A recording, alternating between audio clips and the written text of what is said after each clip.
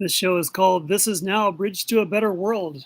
I'm Teresa Mitchell, and I normally do this with Ani Haynes. I talked to Ani this morning. I said, I want to do a rant. She said, go for it. So I want to say that most or much of U.S. imperial policy is kept under the fold and under the radar of Democratic control. And this is done by the cooperation of major U.S. news organizations, which treat imperialism as natural and necessary, and which rarely report on U.S. warfighting, even when the situation is fraught. For example, the Gerald Ford Carrier Group and the Dwight Eisenhower's associated flotilla have come and gone from the Mediterranean and the Red Sea, engaged for months, shooting down missiles from the Houthis in Yemen. And if that makes no sense, then let me explain that. Once a ship leaves Europe, or the Mediterranean Sea anyway, for points south, then it can take the Suez Canal to the Red Sea. And before you continue beyond the Red Sea, you have to pass close to Yemen at the Bab el-Mandab Straits. And if you want to get past there on your way to sell your wares or your oil to foreign nations via the Arabian Sea or the Indian Ocean or the Pacific, most of the rest of the world, in other words, you have to get past the missiles that the Iranians have given to the Houthis in Yemen. The Iranians have given the Houthis a great number of easily hidden, easily launched anti-ship missiles. They've shot so many of them at passing ships that the Eisenhower Carrier Battle Group pretty much ran out of anti-missile missiles. So now the USS Theodore Roosevelt and the USS Abraham Lincoln groups are taking up the slack. Oh, and then there are other ships like the USS Wasp. Pardon my cat. And its contingent of 1,000 Marines lurking in the area. All this so the Israelis don't have to pay the price for their attempt to decimate the population of Gaza.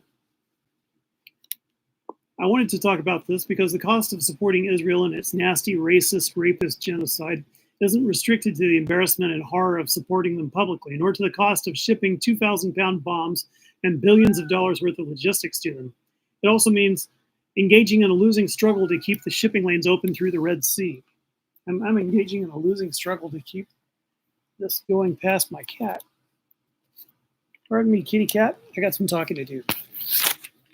Okay, so if you think that's very expensive, then I have to agree with you. And I want to also point out that it's part of the United States military-industrial project to intimidate the nations of the globe while supporting ever-increasing and ever-profitable subsidized oil sales.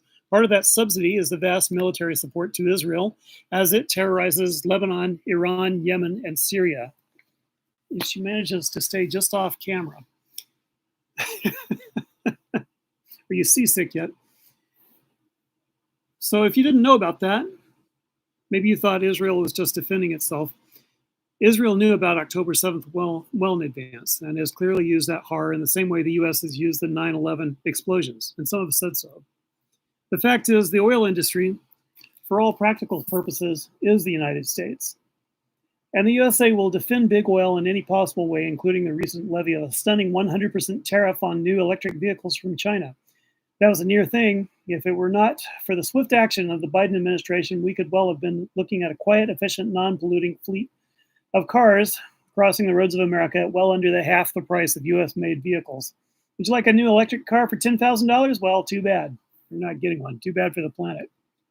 China is serious about converting to solar and wind power and has installed 4 times as much in their country as has the USA, while roaring forward at 42% growth rate annually. They're pretty unhappy about the US tariff on their cars, which may well result in a worsened financial crisis there.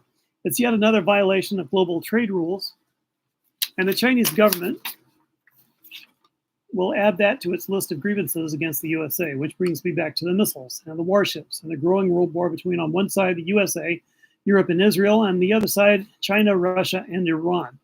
President Biden changed the longstanding U.S. policy of strategic ambiguity, which held sway regarding Taiwan. Taiwan, as you may know, is where the losing Chinese nationalist army fled when Mao Zedong won the war. The Communist Party has never ruled the island, but as their power grew in the past couple of decades, they've been saying ever more loudly that it belongs to them. So a war has been shaping up, and so far it looks like this. The U.S. spent a small amount of money on defensive arms for Taiwan, while depending on its Pacific fleet to keep China at bay. Meanwhile, China has built airstrips on islands in the strait between the mainland and Taiwan. Beijing has engaged in a bullying campaign versus the Philippines over contested islands and has engaged in thousands of aircraft provocations versus Taiwan. And this week, China flew a giant surveillance aircraft just past the edge of Japan's maritime defense border just to piss off the Japanese and to test their radar and jet response times. When called on it, they sweetly and blatantly lied in a way that ensured the underlying message got through as the sort of message frequently delivered with one finger. The Chinese have for some time wanted the exquisite microchips that are produced only in Taiwan, but it may be that they now come close to matching the quality of those devices themselves and now seek only to deny them to the US military. That would be helpful in their desire to dominate the region. Xi is an impressive and brilliant man, and he believes it is time for his nation to rule. After all, they are superior. Ask them yourself. The US is getting around to sending an aircraft battle group there, aircraft carrier battle group, that is, and that specifically is the USS George Washington, which is a brand new nuclear behemoth currently finishing up its sea trials off San Diego. It will go to the port at Yokosuka, Japan, that is, unless the Chinese will show up at the party early. Historically, they are wont to do that, and after the USS Gerald Ford and the USS Eisenhower had such difficult time fending off second-rate and second-hand missiles from Iran, it's pretty clear that China could sink that shiny new aircraft carrier if and when it is brought to bear.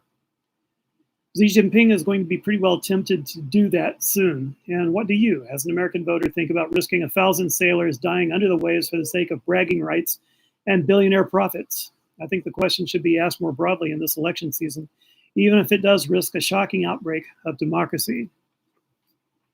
Well, that's a little extra added to This Is Now Bridge to a Better World. And I hope that you will join Ani and me Friday morning at 9. And if you don't mind, please hit that like and share button.